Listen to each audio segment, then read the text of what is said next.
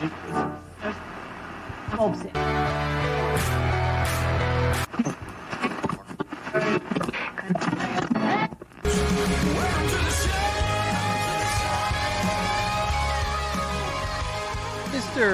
Michael, welcome back. It's been a minute. You had a fun time last week working a cajillion hours. Yes, there was 24 hours in a day, and I think I spent 18 of them at the station that day. And last time I was under the weather, and then this time you're under the weather now. Yep, got dragged out. Started feeling better about 4:30 finally. Could kind of like move around. Got the funk. Got the funk out, yep. Get the funk out. Yeah, that was kind of weird. I didn't even plan that. That sounded good. I'll do it for you. There you go. So since we had last week off because I was busy with work, you were busy with work, people were sick, I was still under the weather. What is this work stuff? I know, right? Work, come on now. I know. I'm not used to that. It shouldn't be allowed is what I'm getting at. Everybody should have time off is what I'm getting at. So we were dealing with all that, right? And then was busy. You know, I had the racing the mod tour going on, so I had that going on. I was not feeling well at all. Like I said, so we just scrapped last week just to be like, all right, let's get better, blah, blah, blah, blah, blah, blah. But you know what I got into during this week off with everything I've had going on and all the the weird free time I've had because it's been like doing stuff and then being free and then doing stuff again. Right, the sporadic free time. So Dave Portnoy, the El Presidente of Barstool Sports, has been doing a pizza review for like forever now, like 2 years now. And for some reason, this popped up in my, recommended pizza, recommended video thing. Uh-huh. So I've been watching him. He goes around and he like reviews pizza places all throughout New York, obviously, the Bronx, New Jersey, Brooklyn. Most fascinating thing I've ever seen on television. You ever heard of such a thing? I've not heard of that. I'm a big Guy Fieri fan, and I love Diners Dive. I love Diners Dive and stuff. I love that. It's Barstool, so it's not like it's, but he's like, hey, Frankie, and they literally go in and order a pie. Then he comes out and he critiques it. And he'll have celebrities on there from show to show or whatever.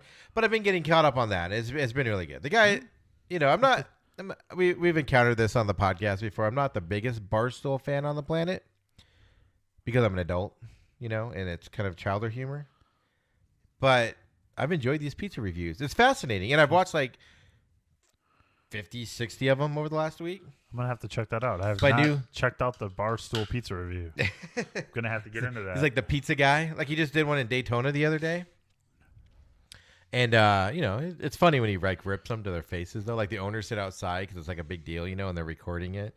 He's like, yeah, I'll give it like a 5.3 or whatever. And if you're live on Facebook, you just see me spill my Coke everywhere. You could talk at him while I'm dealing with it. I'm sorry. I was kind of looking for a napkin or something. Right. The show was entertaining enough. My pants will cover it. The best part is on the deal here is nobody can see me just staring down at my Coke while it's literally pouring down my pants. Here. No, I like those. You're welcome, Facebook. I love the cooking show stuff like that. Like I was watching Gordon Ramsay today, Hell and Back. In 24 hours. I just love when he's like, just stands up. Everyone's eating, and he's like, stop! Put your forks and knives down. We're done. I'm going to be like, but chef, it's terrible, but I'm hungry. Why do I got to put it down? Are those, I told you, I was like, are those even real? No, they're totally real. I don't know, man. No, they are totally real. There's no way that people are putting chicken that was that pink and selling it to people, right? And no, like there's every day? if you go to yes, maybe not at the Chili's or but I love Chili's, but I've had some issues at Chili's. Just, I ain't gonna lie to you. Not at the Chili's or the Fridays, but if you go to, Joe Bob's Chicken Shack, Joe Bob doesn't get any money if he's got to throw that chicken out, so he's gonna serve that stuff. Right? Yeah.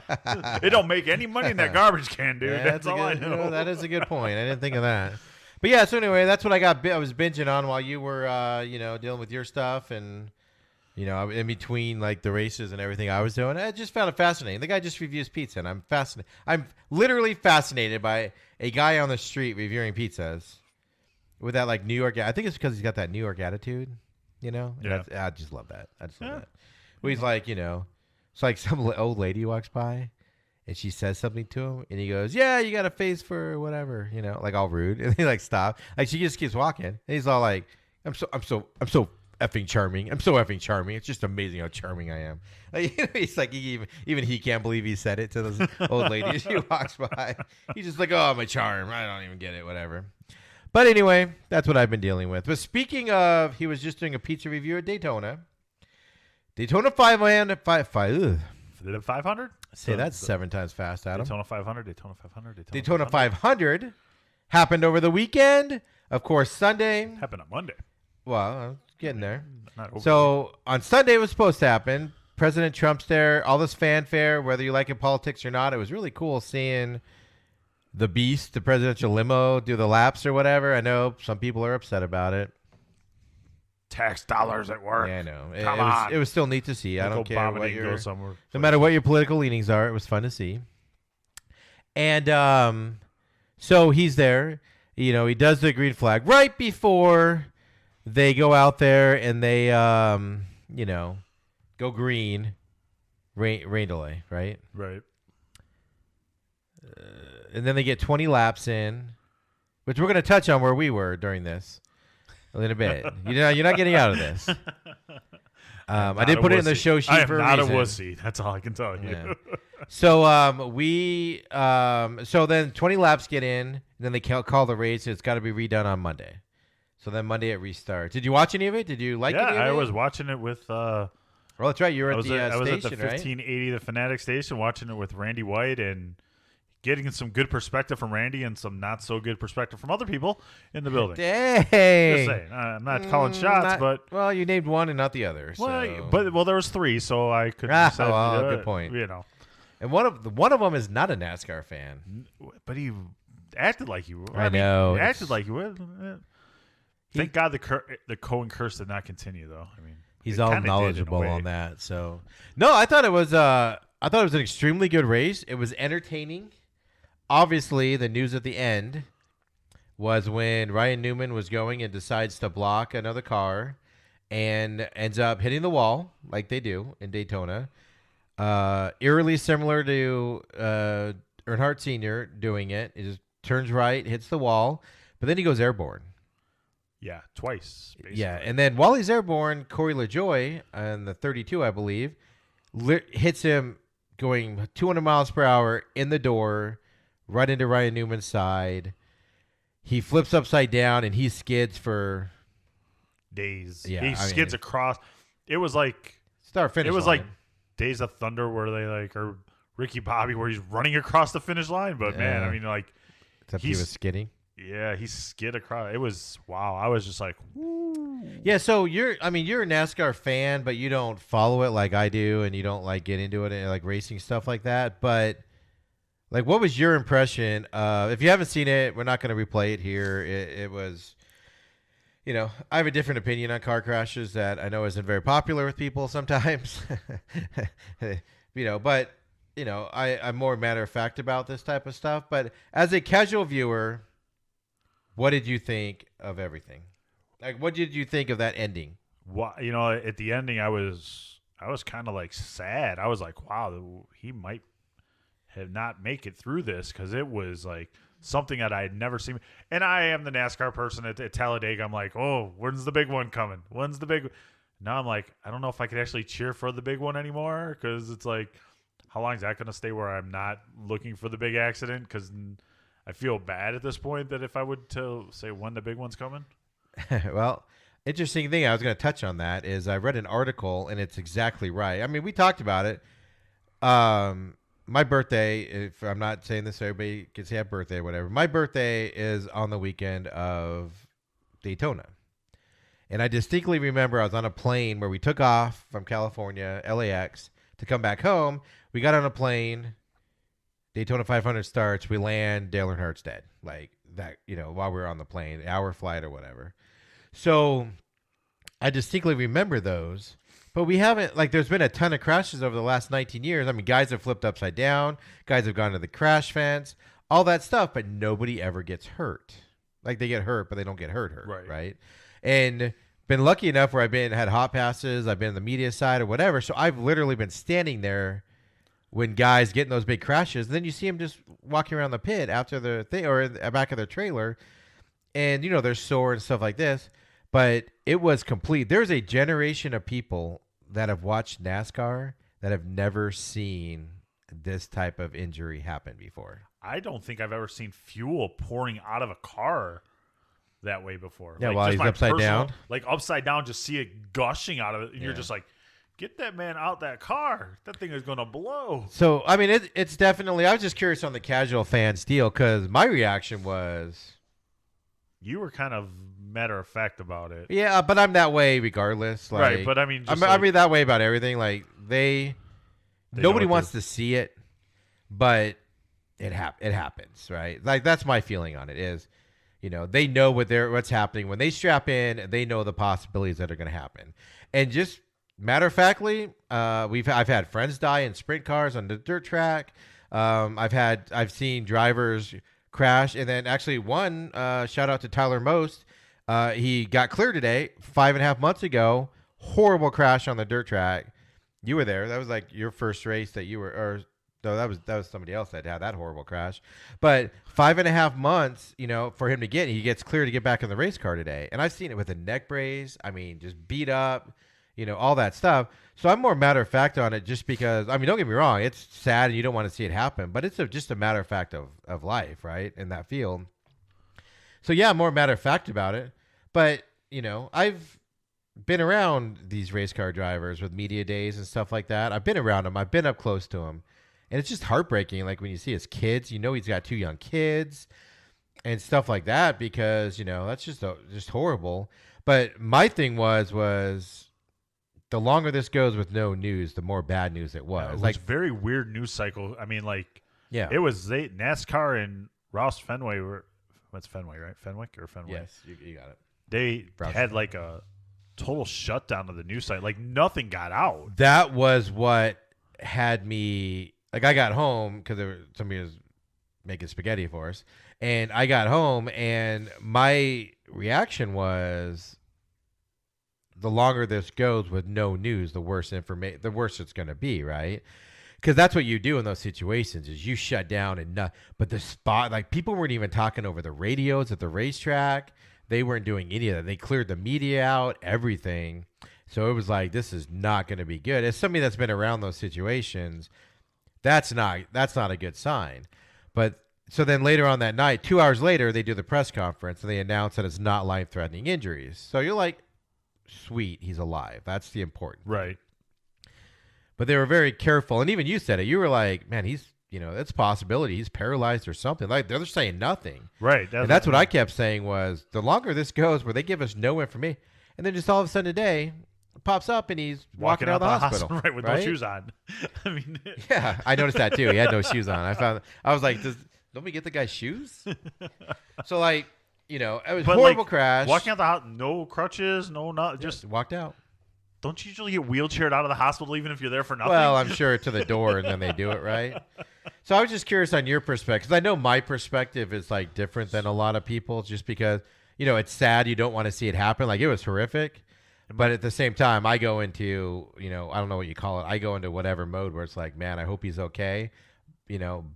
Whatever the news is, just give it to us, type of. Now, am I able to like still root for the big one, but just now do I have to say I want the big one to come, but no one to get hurt? Do I have to like clarify it, or am I able to just say when's the big one coming? As the videographer, I think the saying that I hear the most is you never want to see the big one, but if it happens, you better get it on camera, right? Like.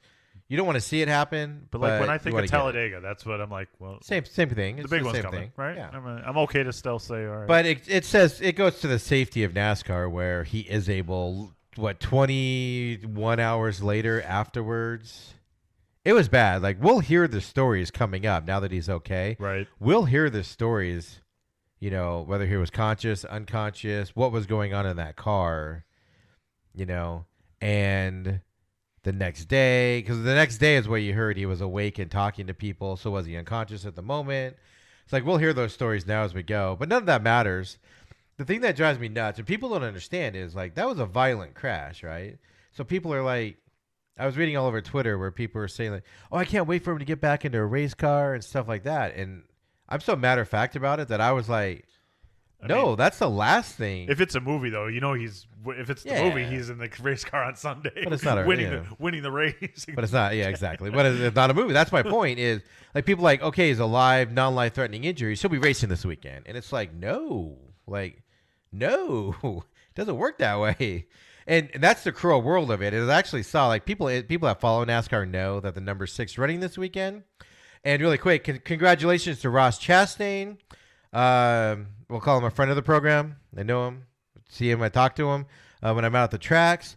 He's going to get the ride this weekend. He's one of the best drivers that doesn't have a full-time ride. Kind of got screwed out of a ride a couple years ago with that whole DC Solar deal. But he gets to drive the number 6 car this week and take the place for Ryan Newman while he's recovering and doing all that stuff. But it's the same thing. Next man up at that point, You know, and I give good, amazing credit like to the people that work at that Halifax Medical Center that didn't leak stuff to anybody or didn't take somebody from TMZ had to be there with some money, right? Well, exactly. You would have thought but not only that, like people like his dad was there because obviously family all goes to Daytona. So his dad was there, and I was reading stories of drivers that went to the hospital before they had to leave, and they saw his dad, and they didn't see him, which kind of gives you the idea of what state he was in. And they didn't see him, but they talked to his dad. They talked all that, and no driver said anything to anybody. No crew, no. It was just quiet, and that's why I was like, "This is an eerie feel." This isn't good. But I told you, just the fact that they're letting stuff out like that doesn't mean he's going to be, he's not going to get out and run a 5K or anything like that. But I mean, at least he's going to live. That's the important thing. But that just goes to safety. It was an interesting, but other than that, I thought it was a good race, and he still finished 9th. I thought he finished 4th. Did he? No, it ended up being 9th officially now. Officially? Okay. Because before they do anything, Mike Joy, what he said, it was a photo finish. He slides across the, before anyone knew. Yeah, well, that was the thing. Everybody was saying 4th, but I guess officially on NASCAR's side, he finished 9th. But Denny Hamlin and Ryan Blaney, photo finish.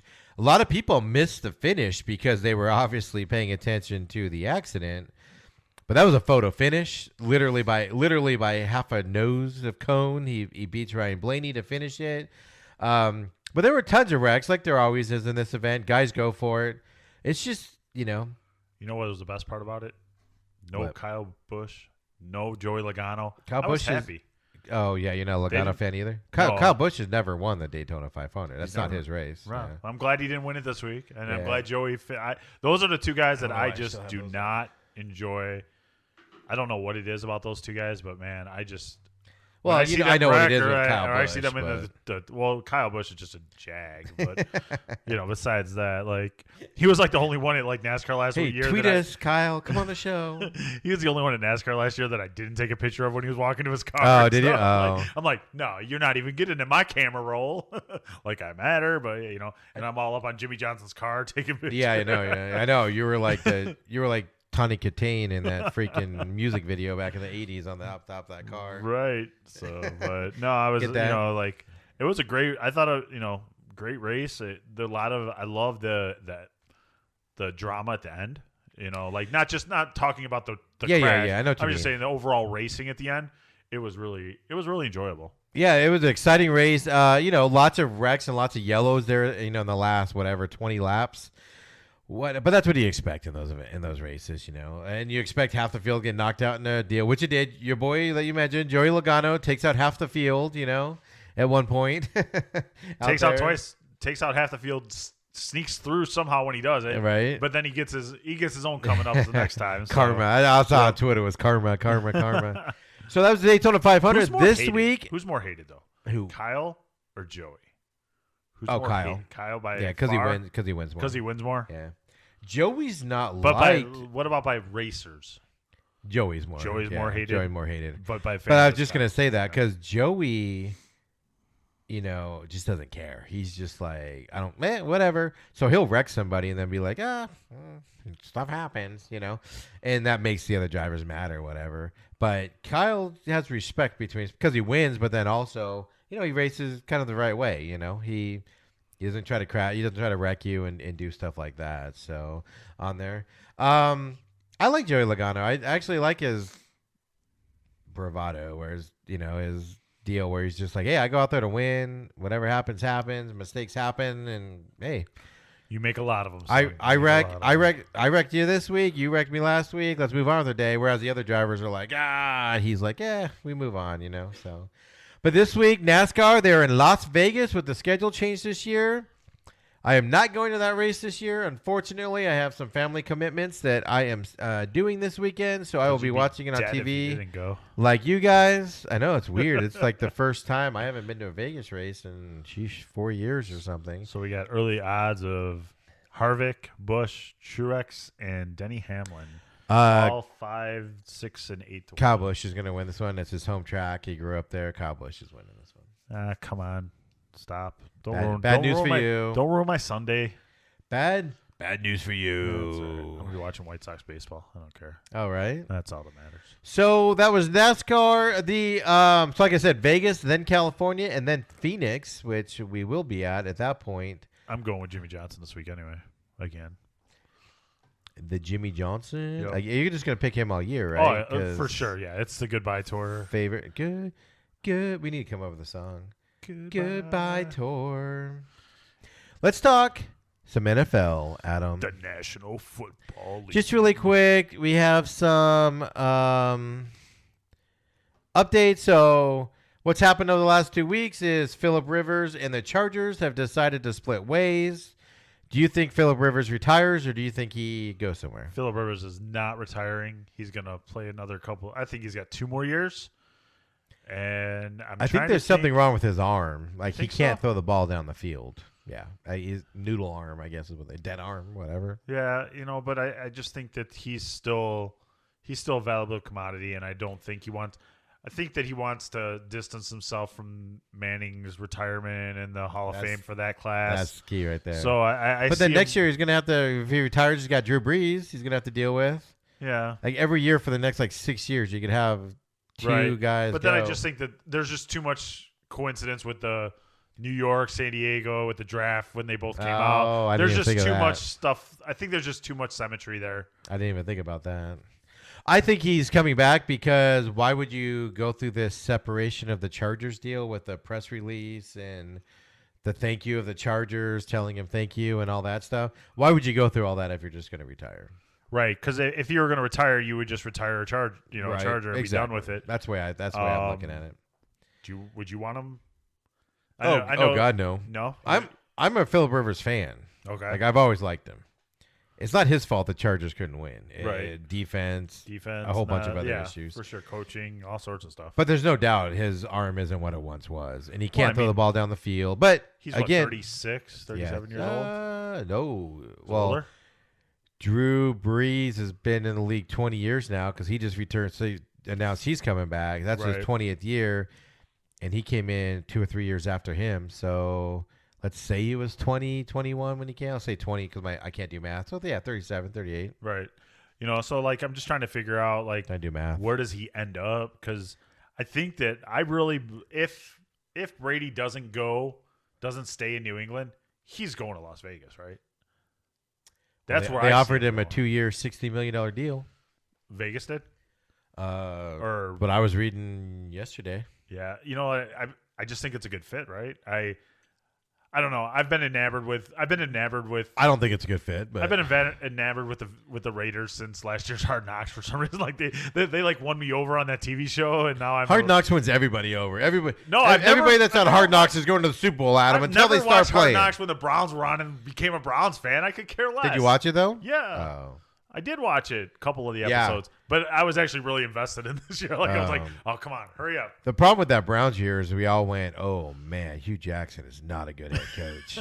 That's what we learned from that Browns year. But didn't you want with Gruden, did you want to suit up and play for Gruden at that point? I'm like, I'm ready to knock I love Gruden. I'm with you, coach. Up until I got my butt kicked on the field, and then I'm going to collect my cash. I love John Gruden as a coach. I love his broadcasting. I love all that stuff. This guy over there.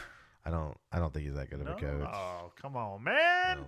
Come on. He won with Tony Judge's players. He hasn't won with anybody else.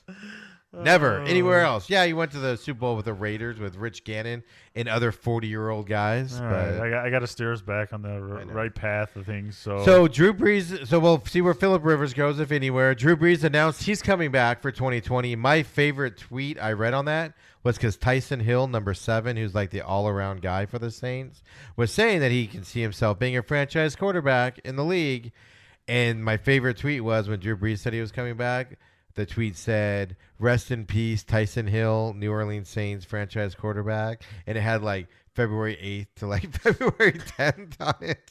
Best thing now, ever. see, but I think that I still think that the Saints believe that he is their quarterback in the future. Over Teddy Bridgewater? Yeah, I do, because Bridgewater, he doesn't have.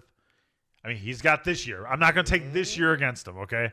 But besides that, and his body of work doesn't end. And Teddy Bridgewater's making the most backup quarterback money. They paid him to be there. They paid him as a starter to be there as a backup. Right. He's a free agent now, by the way. Yeah, and you're not going to pay all 3 of them because you got to give Hill. You got to give Hill something, right? You got to like tender. He can throw every once in a while when you surprise the teams, but can you do it offensive? Can you do it the whole offense? You're not on the Tyson Hill bandwagon.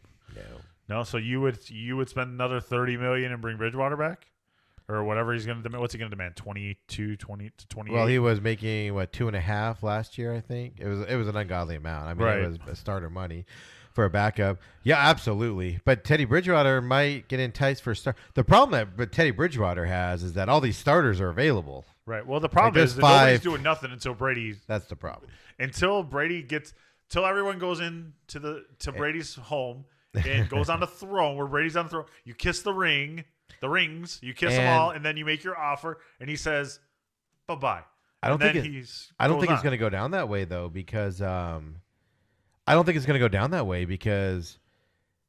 who walks into Brady's house to kiss the rings? Bill Belichick, who has the same rings, right? Right. No, that ain't happening. No, he doesn't have to kiss the ring. He just has to bring the checkbook.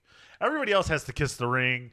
You have to make your plans. Whoever pays Tom Brady $30 million a year for the next 2 years is doing it for jersey sales, and it's smart for the Raiders to do it because that is huge buzz going into Las Vegas. Right, huge buzz. And he's better than Derek Carr, right? I mean, even at his age, he's better than Carr. I don't know about that. Wow, you are just not very helpful with. Did you watch Tom Brady this year? Am I the only one that watched? Did nobody else watch Tom Brady this year? I watched Tom Brady. I'm all looking around. Right, you're looking. Tom Brady this year? Did you watch Tom Brady this year? Don't ask Hawk. Hawk's got thoughts. If you ask Hawk about. Nobody watched Tom Brady this year, apparently, because everybody says he's better than Derek Carr. Hawk said he'd been in his room. He got no chance to watch it. The problem with Tom Brady going into another system is you're never as good going to another system. Well, you're never as good leaving Belichick, right? I mean, that's the thing. But I think does Brady want to do it without Belichick? And does Belichick want to do it without Brady? Yes. So because egos. Right. So, or does Robert Kraft end up just saying, "No, we're doing this again, 2 more years. Suck it." Yeah, and then you're not going to win. Right. And you're going to do what every great dynasty does, right? Where you hold on too long, and then which the Patriots have been great at not holding on too long, right? And then now you're going to do that, but hey, it's the Patriots. I don't care. But what a spoiled fan base. That's a whole nother deal. We're not going to go down that road. They deserve misery for the rest of their lives just because of how the goodness they've had. They should watch the 86 Super Bowl and remind themselves what the Patriots could look like. With those stupid helmets.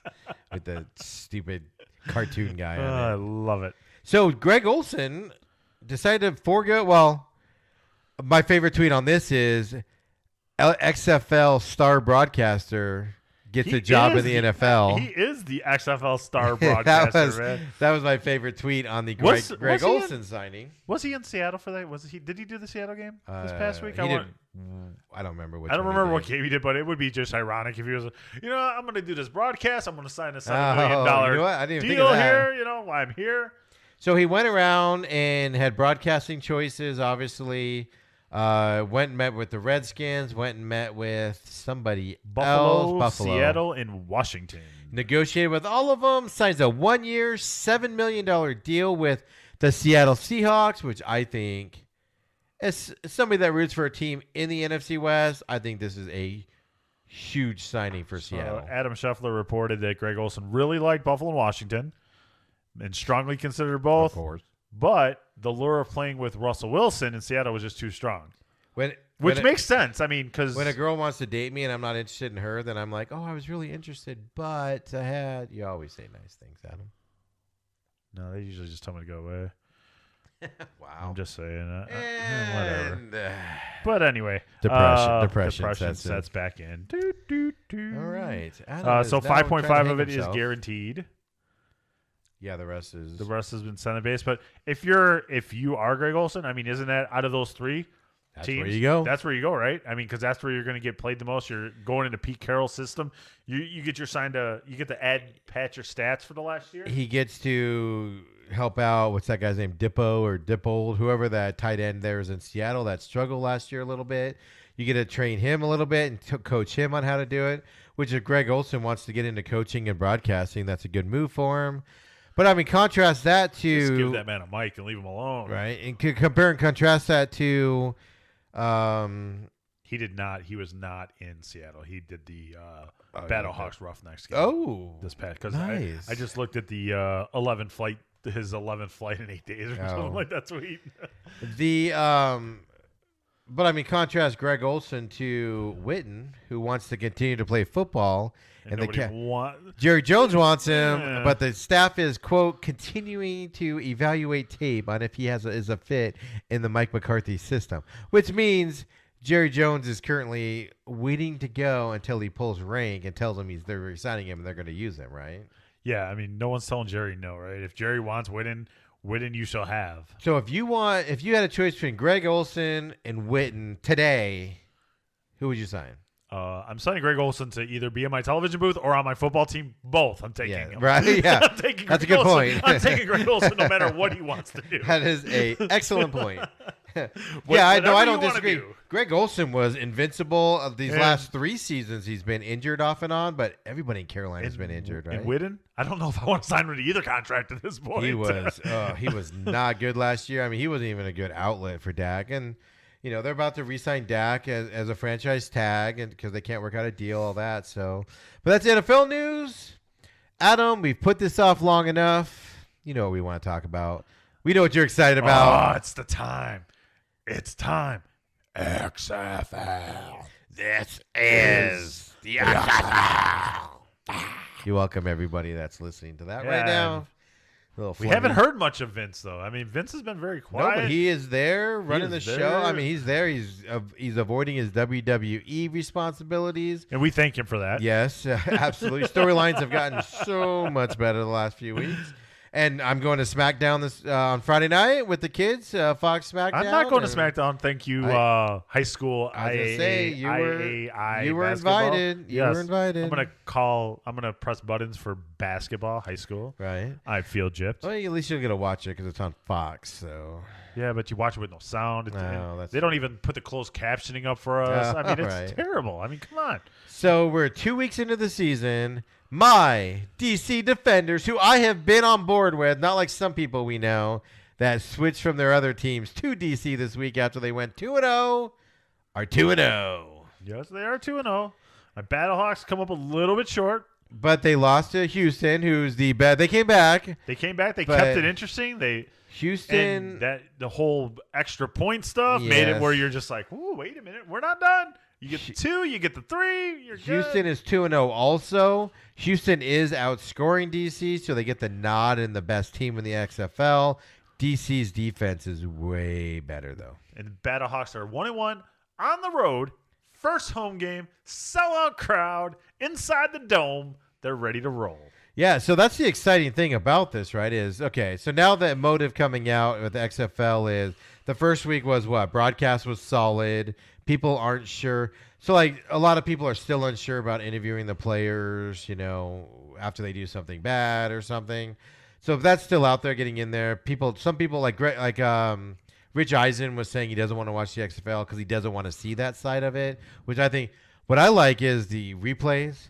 My favorite was, I don't remember what game it was this weekend, was the replay official goes, what's going on here? As he's looking at his computer, like, What are we looking I said, at? what's going on? Like, what are we looking at? This is all blurry. Like, what am I supposed to be looking at here, guy? And you got to hear that whole exchange. It was so amazing to watch. But I mean, definitely defenses are better than the offenses right now. But the narrative coming out of week 2 is quarterback play isn't that good. So people are starting to knock it. They're always going to find some reason to knock this, right? Okay, so is quarterback play that good in the NFL, period? No, that's the point. So you have Matt McGloin. You have your top 15 quarterbacks, right? Yeah. That you could stretch to get 15 where you're like, these are good quarterbacks, right? And then there's a huge fall off, right? Then everyone's just average to below average. See Miami Dolphins. Right. And there's 32 NFL teams? 30? Yes. Okay, so you got 32 NFL teams. So you got 64 roster quarterbacks for the most part. Most teams carry two, not 3. Yeah. So you have out of all that, and then you have 192 Division I college teams. Sure. I'm just saying, like you can't find quarterbacks in the NFL. What made you think that you were going to find quarterbacks that were going to light it up in the XFL? No, you're going to have defenses that are special in the XFL though, and we're seeing that. But the other thing is you're seeing. But I mean, and I just forgot his name. DC defender. I made fun of him at the beginning of the year, saying how bad they're going to be because he's their quarterback. He's been solid. Yeah, you know what though? But Matt McGloin for LA Wildcats, was so like, bad last week. He ripped his teeth. We're going to blow it all up. We need to do everything over again. We've learned that Mark Trustman still can't score in with Tampa the offense in Tampa Bay. What are they, 2 games in and no touchdowns? 2 games in, no offensive touchdowns. Yeah. Defense has put up some points, but and that goes back to Jerry Galangelo. Glanville. Or Glanville. Why did I say Galangelo? He doesn't wear his dark sunglasses anymore like he used to in Atlanta. I'm kind of disappointed by that. Like, that's all I want to see is maybe he got LASIK, you know. Remember, he used to. Is he the one in Atlanta that used to leave a seat open for Elvis? I think that's him. Sounds about right. I mean, he is Southern. I mean, such a loon. You know, so like, does he do that in the XFL? I haven't heard. I haven't. I don't seen know. their We'll have games to. yet, We'll have to get the crack production staff on that one. Yeah, and, we'll get a producer. Fine. Hey, get on that. Producer right away. guy, get on that. My computer won't handle it. It's like, what? You know, but I'm excited to see. I'm excited to see what St. Louis does in the Dome at home. 28,000 strong, already sold. They're calling it a sellout. That's the exciting thing is ratings dropped this week by a decent amount, but people are showing up to the stadium to watch. But now nowhere near what it dropped for the AFFL. Oh, yeah, whatever it was. AFL, whatever. That other that league that's dead at this point. Right. You know, and then the lowest game, the biggest drop off was when you went for the Sunday night game, you went from ESPN to FS1. But even like NASCAR falls off when it goes down to FS1. And everything's off. You know, Wrestling falls when off. When SmackDown went to FS1 that week, it was terrible, the numbers. I just want to, so you got to watch those ratings. I think you have to go through, you have to get at least 4 solid weeks. That's the problem, though, is they're going to start going to FS1 for that Sunday night game. Not as much because as you of would NASCAR. think, though. It's not terrible, though. I think it's the next couple of weeks, right? It is. I'll have to look it up real quick, but well, because in Vegas this week, NASCAR will start early, so maybe you might be right. It might slide over. I don't know. Yeah, I mean, so this week it is. Is my computer is very slow, so it will take a minute. We're stalling. Okay, week 2, week 3, you have the Saturday games are on ABC and Fox. You are right. It is FS1 for the Sunday night game this week. But next week after that, it goes back to ESPN for week 4. Oh, it does. So that goes to ESPN. That's the smart way to do it, right? Give Fox an earlier one so it's on Fox. Yeah, but you know what? The Saturday on ABC and Fox is strong, though. That's good right there. They're solid on the main broadcast channels. Can they keep it up? Who knows? But people are going to the games, which is unbelievable. That crowd in Seattle was loud. The crowd in DC, they made a 5-row beer bong out of cups, Adam. They did. You don't get that ingenuity at an NFL game. No, you don't. And but you will. You're going to see this stuff like repeated in the NFL. But you know NFL, what? you get kicked out if you just have The NFL will not show it on their Twitter. Yeah. But I'll tell you what, the XFL social media, they are strong. You got like memes of like a black child like Dude, no, I'm serious. Don't give me that look. He was a black child, right? And it's like, and he had a piece of paper out trying to do the math to the next XFL game. It was like hilarious crap that they just do. And it's just like unbelievable that the stuff that they do, the teams are interactive. I saw one tweet at like midnight on Sunday morning, and it's like 12 hours till we play. Sorry to wake you up, but it's 12 hours till the battle. Yeah, their social media is absolutely on point. But really quick. Breaking news? Well, follow-up news. I don't know if it's breaking. All right, follow-up news. A story on Jerry Glanville. Glanville is associated with one of the more traveled myths in football for always leaving tickets for Elvis Presley. Myth. The coach says this only happened once. Bull crap. Was there a chance that Elvis was alive when it happened? I mean, Glanville's 70-something years This old. was when he was with Atlanta or wherever. Okay, well, I heard it was every game. We thank you for your information. I wouldn't just make that. That's kind of like leaving tickets for Ricky Bobby's dad in the movie, right? My daddy is coming to the game. So I mean, any expectations? I mean, what do you've enjoyed it? I know you've enjoyed it. XFL. I know you're still excited about it.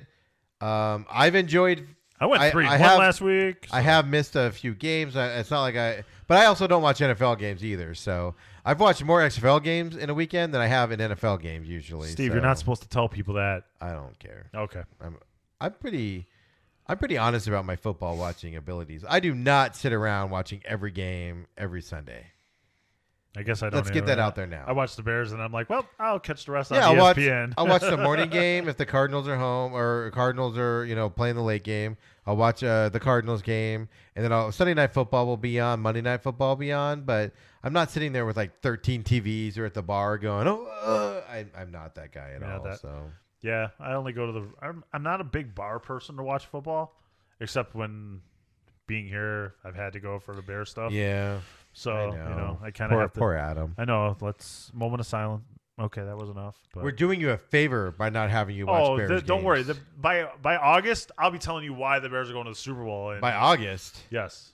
It's freaking February 19th, and you're already doing it. I have not put the Bears in the Super Bowl yet. I've not made my official picks yet. We haven't been through training camp yet. Give me a minute. We haven't had a draft yet, Steve. Yes, come on. Settle down. Let me see what we don't do in off-season moves first. So we'll keep it going. We'll obviously follow it and move forward on that. But I just want to announce that my DC Defenders are still 2-0. Yeah, they haven't had to play 2 road games, though. I was going to point out my new merch, but I left it in the Jeep. So you'll have to see my new XFL merch. I'm going to give me a battle next week where shirt this week. I do have a DC Defenders hat now. Let's see what I can do. But I left it in the Jeep, and it's not in the room, so you don't get to see it this week. But it's a tease. Next week. Yeah. Look at Steve's clothing next week. Stay tuned. That's disturbing right there. So, Adam, let's go really quick, and let's talk about, because I know you're dying to talk about some other things. NBA All-Star Game. What do you think of that format? Changes, et cetera, et cetera, et cetera. Enjoyed the 3-point contest. That was exciting at the end. Yeah, it was exciting at the end. Devin Booker lost. I don't remember who he lost to, but some other guy that shoots threes. But he lost with the last shot. Yeah. The All-Star Game itself was really good. Chicago put on a great event. My favorite, kind of missing, didn't really demand with the statue out the front of the stadium. Didn't seem to make an appearance at all weekend. Not quite sure what that was about. I mean, maybe he got lost on his way there. I don't know. My favorite tweet about NBA All-Star Game being in Chicago was that Chicago used to be a bustling NBA sports town, and it hasn't been for like the last 15 years. So it was great to see that feel come back to Chicago for that weekend. As a Bulls, wouldn't say fan, as a Bulls supporter. But you rooted for him because they won. A Bulls supporter. Michael Jordan, yes, billion. It goes back to Jordan. I know what it is. So yes, I know. I hate him, but I gotta root for him. I love the fire Pax chants that Gar Foreman Pax comes out. It's trending on Twitter worldwide and stuff like that. Yeah, he got his own hashtag, Fire Packs. And it was good with the game was 157, 155. We get Team LeBron going for getting the win. So, I mean the first three, right? The first 3 quarters was boring to me. Like it was just like every other All-Star game. Right. That fourth quarter though, holy mother gosh, that was awesome. As I watch my language. Yes, you did. We don't get the E yet. We'll explain why watching our language here in a bit. But that fourth quarter, that whatever you call it, that extra Kobe time was phenomenal. People, they were taking charges. They were, playing defense. It was pretty fun to watch. Refs were calling fouls on people. It was pretty fun to watch. Did you like the D Wade and Candace Parker tribute for LeBron? You mean for Kobe? For Kobe, LeBron. Whoops. If something now you're going to get me in trouble. No. I didn't watch it. I turned all that tribute crap off. Okay. I do not like that. Well, that's all you got to say. It didn't. It's like I didn't watch LeBron's speech because once he tore it up, I was like, I'm going to speak from my heart. I was like, next. I think we established with the NASCAR thing. Yeah, I am not Mr. I was trying to Sentimental. transition out of that, and I am not Mr. How about that Sentimental. slam dunk contest? How do you feel about that? I am Mr. Matter of Fact, man. Look, people die. People get in horrible car accidents when you're going 200 miles an hour. You fly in a helicopter, sometimes you don't walk away from it. You had to enjoy the Aaron Gordon. Oh, dear God. Yeah. Forget about that. Overchance. Did you listen to that horrible national anthem? Oh, my God. That was the worst national anthem in the history of national. I mean, Roseanne Barr might have been better off. I saw people retweeting Carl Lewis's national anthem from back in whenever the heck that was, and it was better than... Who was that? Chaka Khan or whoever doing that national anthem? Yeah. Oh, dear God, that was the worst thing. You have to say, though, in the history of the anthems, the Rosie O'Donnell one was the worst. No, Roseanne Barr. Roseanne Barr. Roseanne Barr. I know what you're talking about. When she grabbed her crotch and spit. Stupid. Damn, that is an awesome Battlehawks hoodie that I'm just looking at. So, yeah, I mean, I enjoyed it. It was good changes. It was good changes. Is Adams? Hey, XFL, lower your prices because I can't afford it yet. You can't afford $20? No, I was looking at they want $275 for jerseys. Oh, I wasn't. But the hoodie's very good. The Battlehawk hoodie is awesome. How much intern? How much did you pay for that hat? 30. Holy Beep. They want. What? All right. Are you serious? On their site, or like, did you go to? They gave money right to Vince. Didn't even yeah, gave the money right to Vince. Didn't even go to the McMahon is fleecing people. Right. But, I mean, that's the standard going for hats, but I don't pay $30. I'm like old school, where I'm like $30. I like put it back, and I'm like, I'll go buy it at that cheesy knockoff. The Battlehawk hoodie I want is $54.99. That's a bad looking hoodie right there. So that was the NBA All-Star game. I like the changes. Hopefully they keep it going, and I hope the players. The one thing that I did think about it though in the fourth quarter, because they were playing so hard, is man, if somebody blows out a knee or twists an ankle or something, is out for 2 months because they're playing hard in the All-Star game, that's going to be the end of that fun coming up. So Adam, before we go to the final subject of the day, last Sunday I invited you down to the Tucson Rodeo, which is one of the oldest rodeos. It's the biggest winter rodeo in the state of Arizona. I'm a big rodeo guy. A lot of my friends are big rodeo guys. I grew up around horses. I grew up all that stuff. Love it to death. Love everything about the rodeo. It was possibly the most patriotic place you could be if you weren't in Daytona on Sunday. It was Adam Michaels' first rodeo experience. I don't even think you've seen a rodeo, right? I saw some bull riding on TV at the Phoenix Open. Yeah, so that's PBR stuff. That's right? and PBR goes through Chicago. And I kind of turned around and wasn't really like, yeah, well, okay, whatever. So Adam, give us the patented Adam review of the Tucson Rodeo. More importantly, just the rodeo in general. Give us your thoughts. Like the girls racing around. The barrel racing. The barrel races. Enjoyed that. Thought that was that's good. my favorite event. That was fun. I'm not gonna lie. I was breaking down the little too wide in some of the turns. You were. Wanted them running out the gallows or whatever it's called. You know, when they first start out, a lot of them like trance. No, I think you're just making up words right now. Yeah, you didn't like the ones that came out and they held the horses back. No, to get I them wanted excited. you. Let's go. Yeah. I want you at full speed when you hit that line. Yeah, you like the ones that started running like a mile behind. Yes, in the chute. I thought that's the word for you, not the gallow. What the gallow could be a word, right? Yeah, I just coined it. If you make them up, right? I just coined it. Hundreds of years of rodeos, and Adam just renamed it all. Everybody, congratulations. Let's get that trending. Yeah, you know what? I liked a lot of it. Found one of it a little bit disturbing. You did not like the steer wrestle or the tie down. Yeah, I mean, I understood I didn't mind the one lasso and they caught the bull or the whatever it's called. What is it, the hog or whatever? What is it called? The hog? They're cows, man. They're steers. Whatever. Why you got to break it down? Why does it got to? It's the rodeo. Well, first of all, don't call it a pig, and I won't correct you. A hog. Holy mother of God. I was thinking a boss hog for some reason. It's a hazard. I don't know. But anyway. Yeah, you did not like the steer tie down. You did not like that at all. That's the one where they rope them, and then they have to get off, take them down, and then they have to tie them in a certain order and in a time frame, and then they have to be there for 7 seconds. Adam's PETA side came out on him on that. His liberal bleeding side. His liberal heart came out on that part. I'm not a liberal at all, but I just felt that was just a little over the top. That seemed a little cruel.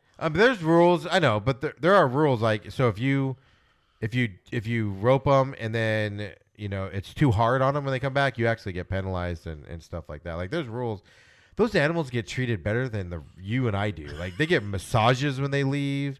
Like, seriously, like, they're treated better than, like, the humans are. Cowboys walk out of there with broken legs and stuff and everything, and the cows go back there and get massages and relaxed and everything. But, I mean... I did find it funny. I found what did I like?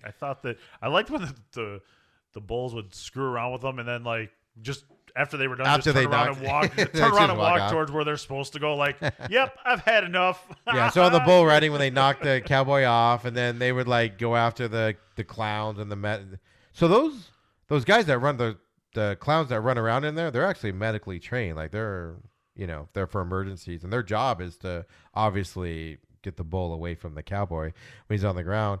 But I mean, they're basically doctors. They're trained to be doctors. Like, you don't think it, right? Because it's all entertainment and everything. But yeah, that's what their whole purpose. Their only purpose is to make sure that. Well, wasn't the clown the one that did all the tricks on the horse too? Yeah. So every rodeo clown I was explaining to you has a different gimmick, and there's hundreds of them. There's a school they go to do it, and they make really good money.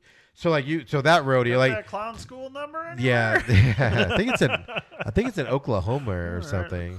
But they all have different gimmicks. So, like, last year at the Prescott Rodeo, the one over July that I'll probably drag you to, is that guy was a one-armed. It was like a one-armed act guy, and he like would corral his horses and a zebra up on top of a deal. Dude, it's phenomenal. I'm sick that day. Whatever. It's hot. So but you like the team roping. You enjoyed the you just didn't like the rope going around them and then them being jerked back and then they get tied down, because you like the one where they fall off the horse and go on the cow. I thought that was take them down and they have to take them down. Just for some reason it just bothered, like, that just one bothered me. I don't know why. It just, if I had to like judge, that one should be out. The weird part was I was sitting there in the stands and I looked behind me and Adam's got a sign, like the protesters had outside. He's all like, "Animal cruelty isn't." I was like, "Where'd you get that sign from?"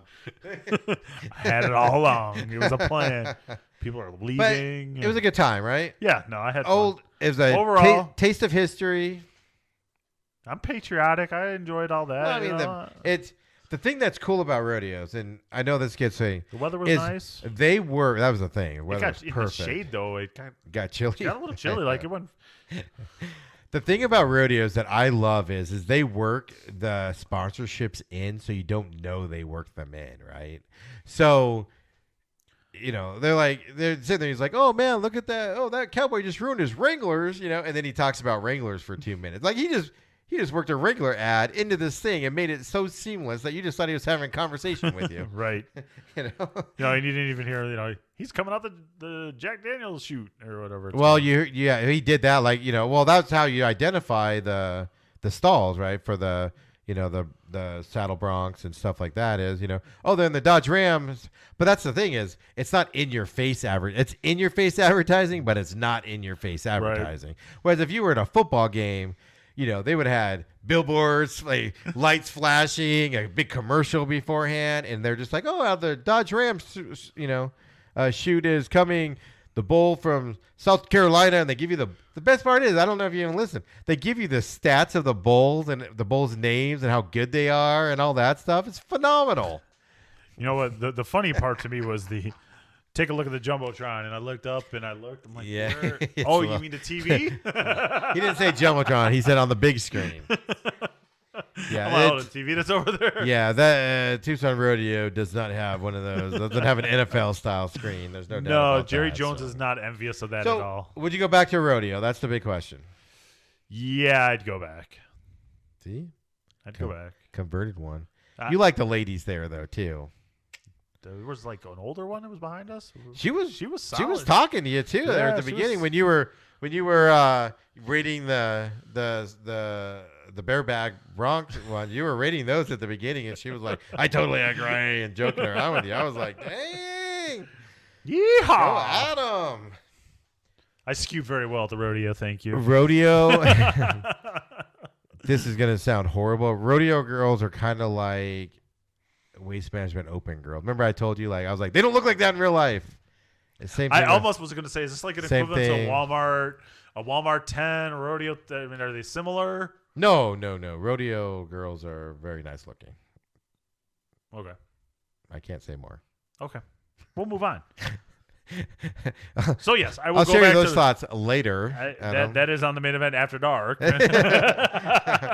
Yeah. Love me some rodeo ladies. Okay, so. Anyway, moving on. So, anyway, that's Adam's rodeo review. First rodeo. Congratulations at 40-something years old, and you go to your first rodeo. Yeah. It's so weird. It's funny how that's weird to me, too, because, I've gone to my whole life and everything. So, just the fact that it's like, man, you never been to one? Just accidentally?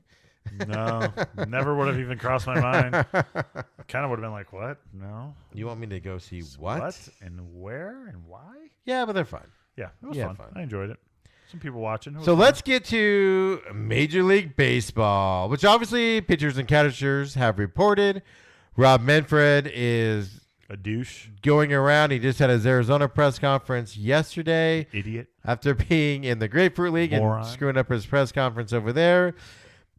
More and more players are coming out calling the Astros names and saying all this other stuff. It's just not dying down at all, Adam. No, and I kind of really wish it would, though. I'm getting over it. It will once the season starts. It's just because it started. So Saturday it dies, once the regular season starts. So I got another. It'll continue because people will watch because all the stuff about,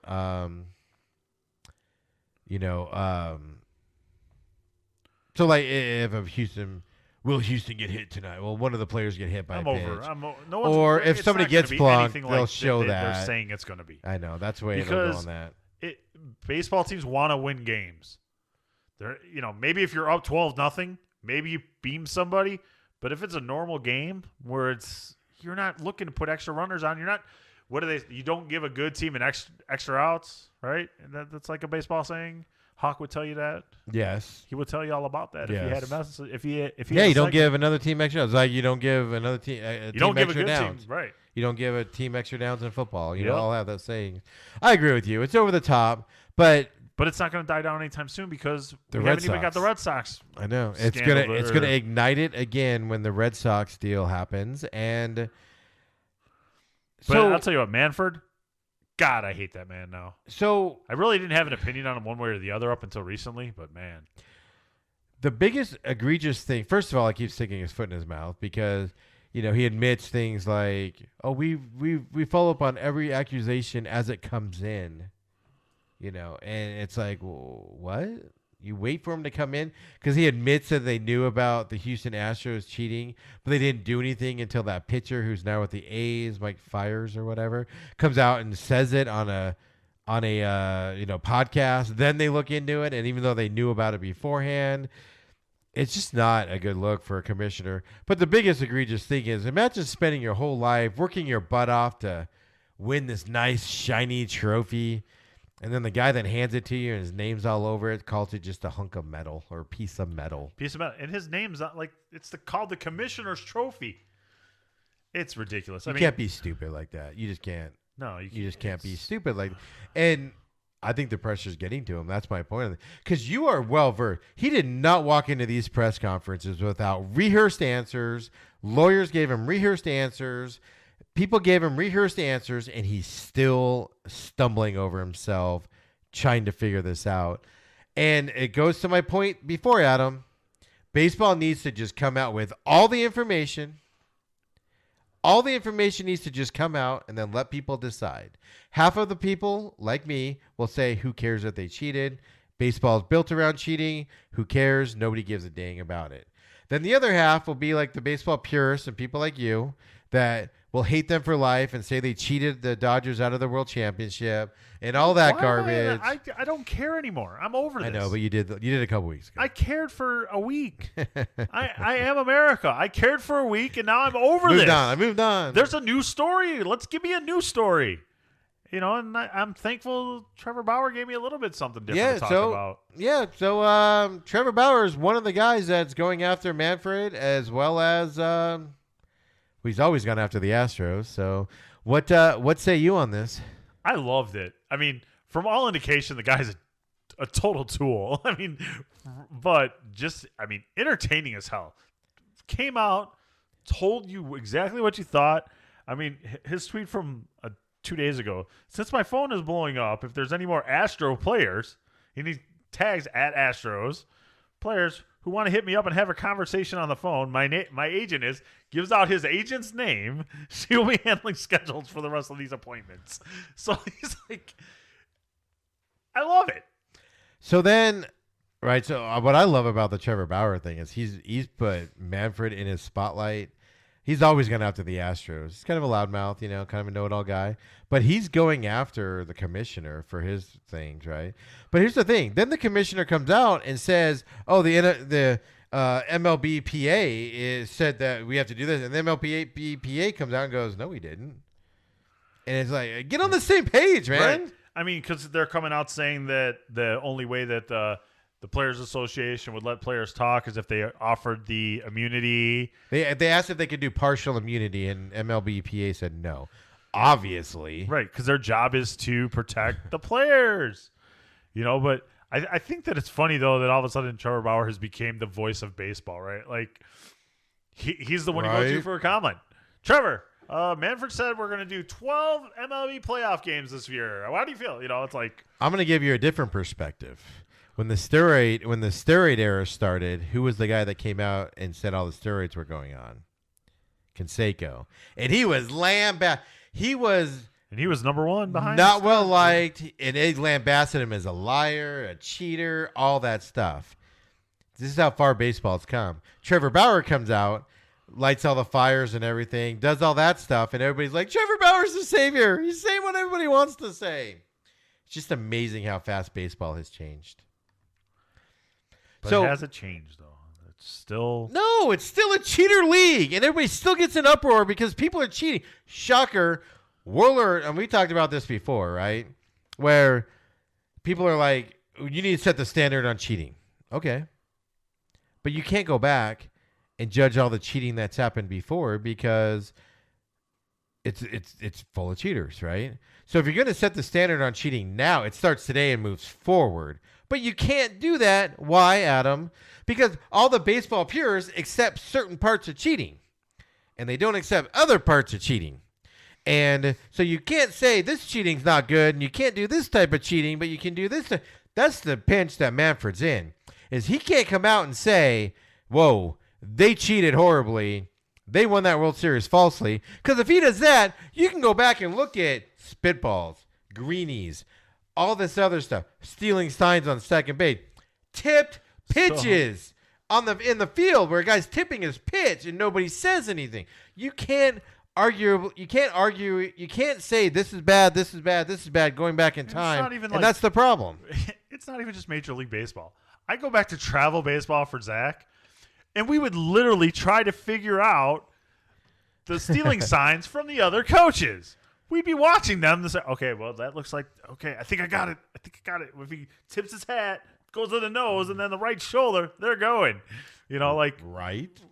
Cheating's part of it. That's not, I don't even call it cheating. I call that games up, man, or something. And here's the other part is we know baseball players are not squeaky clean, right? We all know this.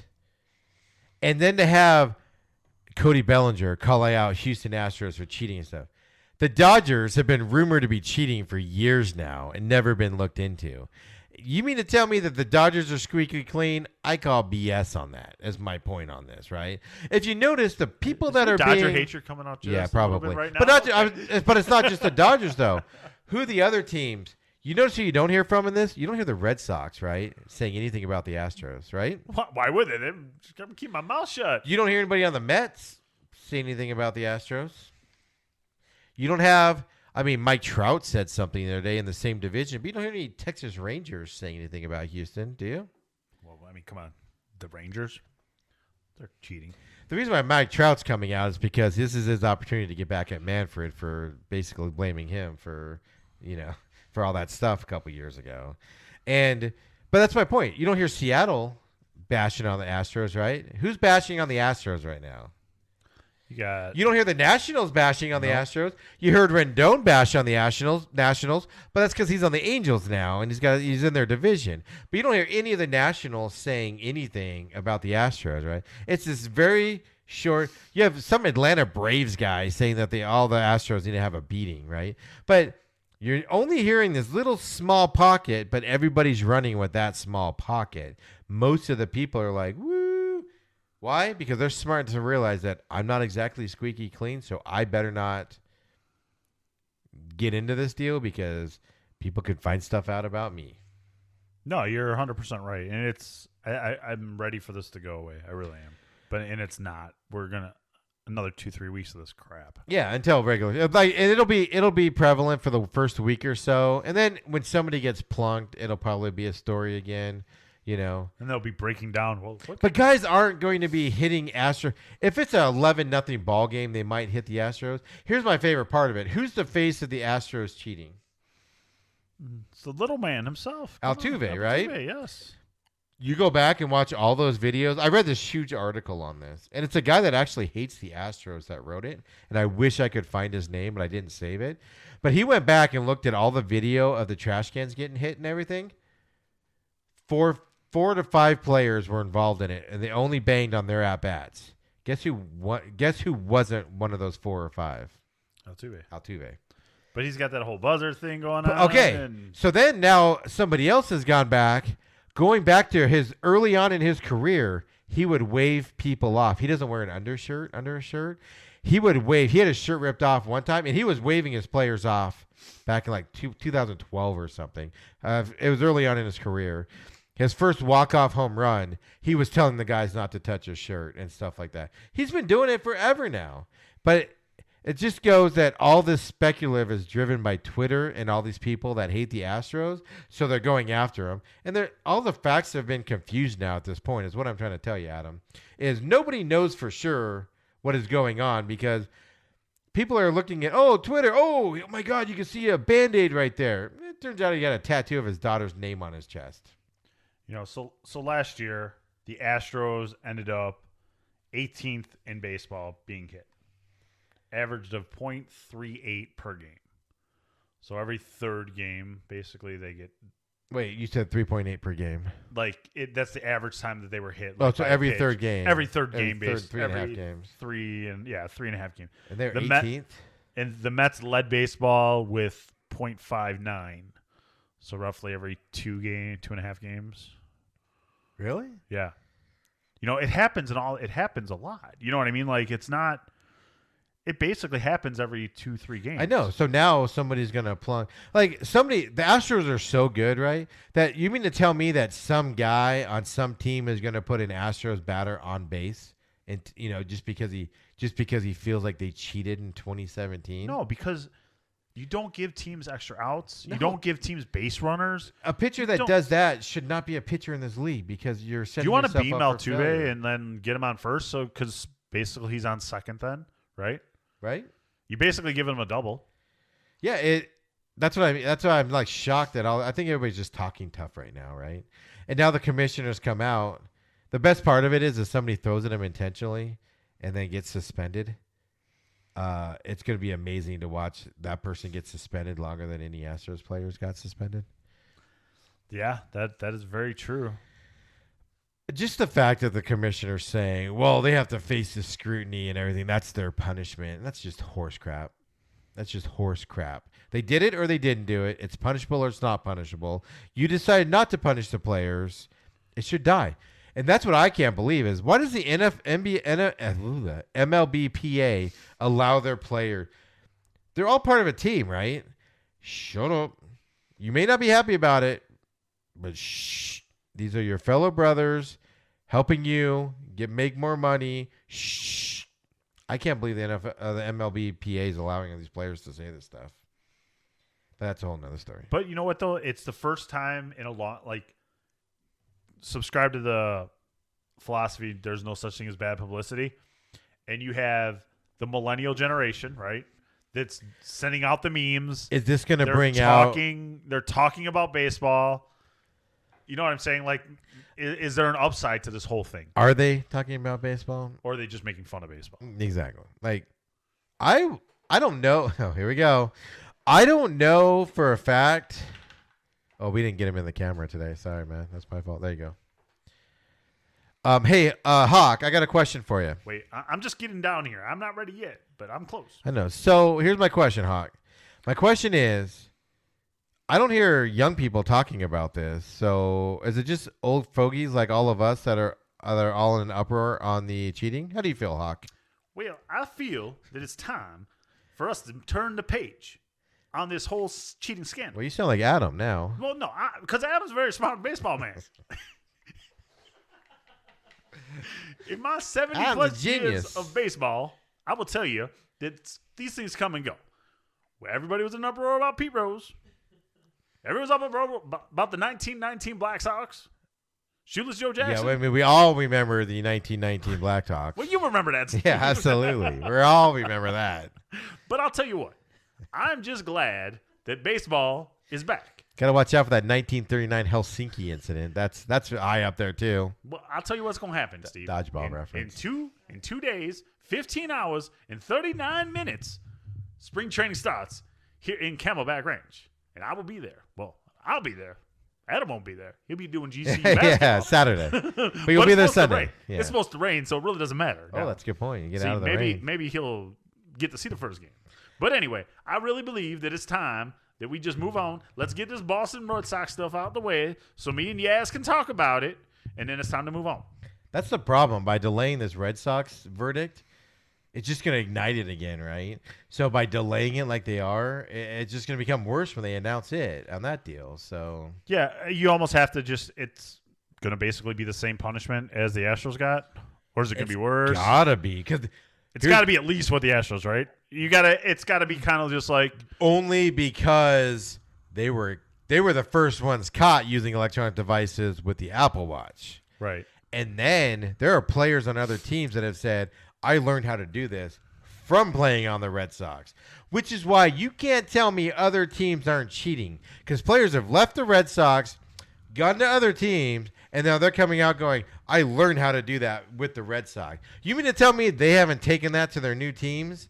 That's why this is more prevalent than you know of. It's more prevalent than they're announcing it, and that's why the Astros are just a team that have to take it on the shoulder, on the whatever. But I just thought a way about the brutalness of the Cubs. So maybe Theo was part of the cheating, brought it to the Cubs, and that's how they won the World Series. If this was the Cubs that got caught doing this, they would come out and say somebody's playing the circle game with Doug Glanville again to distract from the wife beater on second base.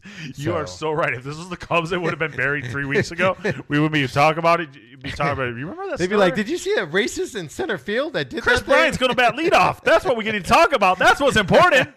Go Cubs." So, Hawk, I got another question for you. Oh, I'm punching back in. It's overtime now. Rule changes this year. So, obviously, the big rule change is the 3-batter minimum rule. How do you feel about it? I personally think it's a good move because you're going to get these guys that just – it's going to speed up the game of baseball for sure. Because now you're not going to have – I'm going to pitch to the righty. I'm going to bat the lefty. I'm going to pitch to the righty. And now, all of a sudden, 14 runs later, you are at the right field of pitching. But I think it's going to be good for the game of baseball. I think that I like what they do with the 26-man now. I think that gives another man an opportunity to make a living in the show. Yes, we call it the show still. Wouldn't it? Oh, yeah, we had that debate.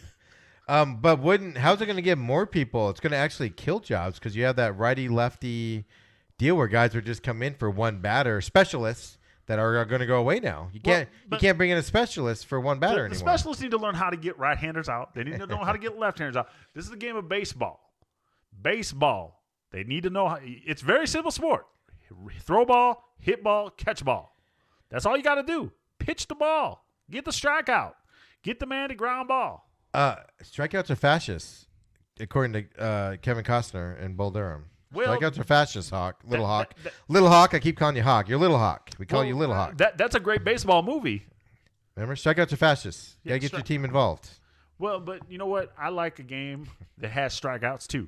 Because if you strike out, it takes the odds of the ball going out the ballpark and levels them completely out the way. So my last thing for you, Hawk, and we'll talk about this, is my last thing is all the bettors are putting their money on 4 teams in baseball right now. Dodgers. I like the Dodgers. Somebody else? Somebody I can't think of. Somebody else I can't think of. Uh-huh. Not the Houston Astros. They've dropped out. And your Chicago White Sox are getting the most betting money for World Series appearance this year. Well, see, but I'll tell you what I'd like to know. I wish I remember the other teams. I'd like to tell you what I know. Baseball Perspectives, back in 2005, put the White Sox to play and finish third in the American League Central. And what did we do? We went on and won the World Series. Yes, ESPN, 2005, we won the World Series. Mark it down. Don't forget us about it. This year, you know where Baseball Perspectives has us settling? Third place, Steve. In your division? In the division. Got us finishing behind the Twins, behind the Indians. Bettors disagree because bettors are you're one of the top 4 teams that people are putting money on the White Sox to get to the World Series this year. I say you put your money on them, too, because I'm canceling my plans because I got vacation time set up for October, and I'm going to be in the World Series right in Los Angeles because it's going to be White Sox, Dodgers. Oh, wow. That's what I'm calling Throwing it out now. there. White Sox, Dodgers. I heard it's not that far of a drive to L.A. from here, from the desert, so I'm just calling it out now. I can't afford to make that drive, but I'm just letting you know. Mercy. That's all I got for you this week, Thanks Steve. for joining us here, Little Hawk. All right, I appreciate it. We'll see you next week. See you next week for the Little Hawk segment next week. Absolutely. Thanks for talking, DJ. Oh, you don't talk. That's right. So, you got the 3-batter minimum where a pitcher comes in, he has to face 3 batters, or the inning has to end. Or unless he gets injured or illness, and then they'll allow him to be substituted out. So if I can't get that righty out, ow! You're pulling a hammy, I hurt right? my shoulder. Yeah, oh wait, it's not non-pitching shoulder. No, it's a baseball player. You're getting a thumb. You're getting a nail issue. Is that maybe a turf toe? Maybe a blister in a finger. Is that turf toe? Yeah, sure. You can make up. You know, you. I pull my gallo. Yeah. You get the gallo is the new word for everything. You start looking at your finger, and they come out and they put a Band-Aid on it and they massage it and they put ointment on it and then they determine you can't go anymore. So Herb Schneider's going to take extra trips out to the mountains here. That's actually my favorite rule because the days of the Tony La Russa where every batter gets a new pitcher days are gone. Did you know a gallo is a rooster? God. Well, I know it's not what you said it was earlier on your rodeo I had to look up what it was, but it's officially a rooster. It's also on a ship, too. You have a gallo. You got a Joey Gallo. E.J. Gallo. Here's my favorite rule change. So the only one that matters is the 3-batter rule. But they actually have a rule now, Adam, on position players pitching. Quote, any player may appear as a pitcher following the 9th inning of an extra inning game or in any game in which his team is losing or winning by more than 6 runs when the player enters as a pitcher. They actually have to so you can't just go in the 4th inning and throw your second baseman in there to pitch like you used to be able to. Isn't that weird? They were like, people are getting crazy about this. We need to. But what if you got a guy that can pitch, right? I mean, let's put it this way. What on if the Major Babe League Ruth roster, comes back? What if Babe Ruth comes back? I'm saying on the Major League roster, those guys in high school were all pitchers. They're all pitchers, right? They were all pitchers, right?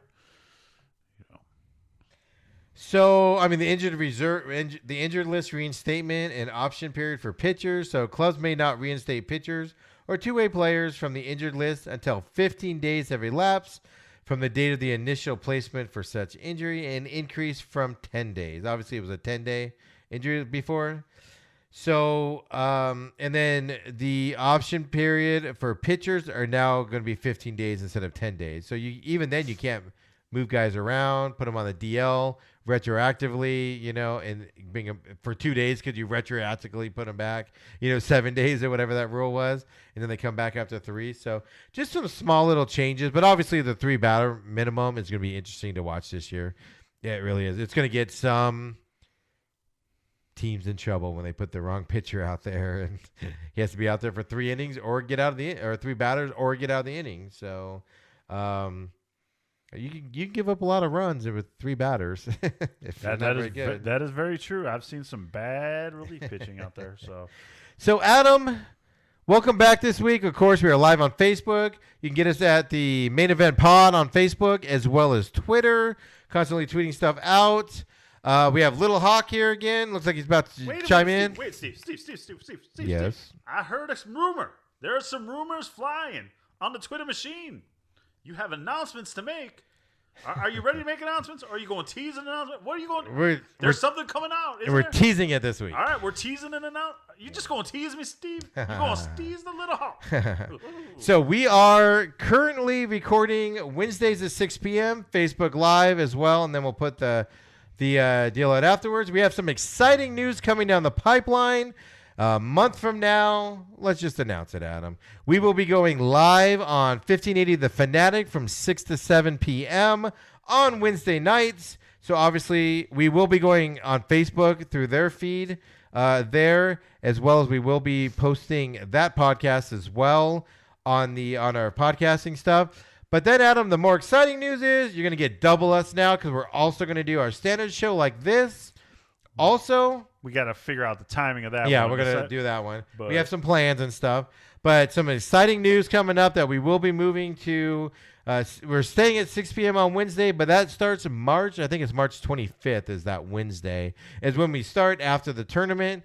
And we'll be doing that for at least 6 months, Adam. We committed to a 6-month deal on that. I don't know if I want to work that hard, so I only committed to 6 months. We'll see after that. And I'm just going to tease this now because I've been in. Steve doesn't even know about this one. Tease it. We are going to have possibly MLB Scott Merkin joining us on the podcast next week to talk a little White Sox baseball. Just got done having a Twitter discussion with the man. Nice. Had him on the Main Event Chicago back when me and Jason Carter were doing the show from the school. Chief. Have a little rapport with him and going to work on some scheduling with him. But I think we're going to be able to get Scott Merkin on. Nice. So that's the one thing that making this move to radio does for us a little bit. It's going to allow us to get hopefully a few more guests here in this spot. But like I said, also, we're going to be coming twice a week to you. We'll figure out that schedule in the next week going forward. And that is why the wrestling one is a little bit delayed right now as we're working out these details over the last week or two. And they're finally starting to come together. So, of course, we can't thank you fans enough. Thanks for watching on Facebook this week. As always, we are back. Hopefully, we got those sound issues fixed from last week that I didn't realize we had. We will be throwing this back up on Podbean, iTunes, and, of course, GestaltProduction.com here over the next day or so. Again, Adam, so, of course, Main Event Pod on Facebook, Main Event Pod on Twitter. Adam, where can everybody reach you at? You can reach me at Adam Michaels 05 on the Twitter machine. And, of course, me at SMAC500, SMAC500 on all the social medias, of course. Definitely look us up because we are definitely getting active in that as we move forward here with our deal here with all the other stuff we have coming your way also. It's exciting times here for us and definitely have you guys all coming along with us. So until next week, Adam, anything else? No, that's all I got for you. I'm going to check out my first spring training game at He's going to have a spring training review. Cincinnati Red Stadium's at. Yep, here. on Sunday, rain permitting, because you can't make the White Sox one. So Adam will have spring training reviews on Sunday. I'm going down to the Tucson Rodeo again, but with my kids this time who love the rodeo. Steve would be dead if he doesn't. Yes, I got a very threatening text. I saw it. Yes, it was brutal. So that will be obviously, we'll have that for next week. Adam's review on the White Sox. We'll go from there. Adam, see you next week. Later.